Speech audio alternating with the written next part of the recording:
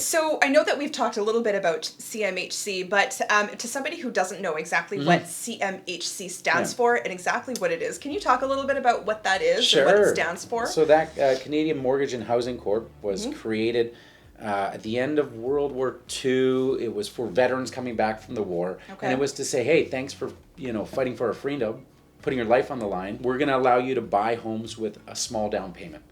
The Banking Act of Canada actually says banks cannot lend you money without putting at least 20% down. This was to protect the banks from the dirty 30s when a bunch went out of business during the Depression. They had these strict rules, but they realized it takes half a lifetime to save up that much of a house. Of course. And homeowners within a community tend to mow their lawn, take care of their house, are more active members of the community. Right. So there was a benefit to breaking the Banking Act. So they found this unique way to do it where you as a buyer would use a limited down payment, 5% maybe, which is what we have now. Yep. And you would pay this insurance fee, which goes into a big pot, just in case you stop paying your mortgage or you went into default. Right. The bank was protected because they don't want to run on the bank. They don't want a bunch of foreclosures. Banks going out of business is bad for business. Of course. So this insurance fund was designed so that people could get in younger before saving all this money and then enjoy the home ownership, enjoy being part of the community.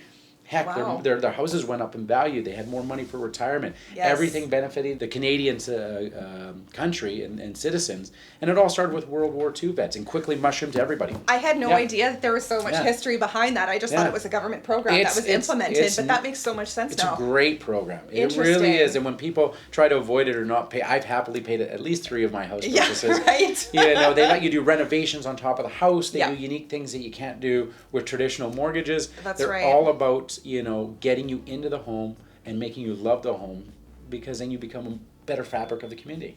That's really interesting, because I find that a lot of people have a misconception about, it's a negative thing because it's an extra cost, but to actually know what it stands for and all of the things that it actually helps the Canadian economy do, I mean, it's actually a pretty great program. That's amazing. And without it, you'd be saving 20%, and you can imagine what that's how long that would take. You'd spend 10, 20 years saving before you'd be able to buy a house. Well, especially prices here in the Lower Mainland, right? And rent is no cheaper than buying a house. Well, that's just it. You don't have more room when you're renting to save. Yeah.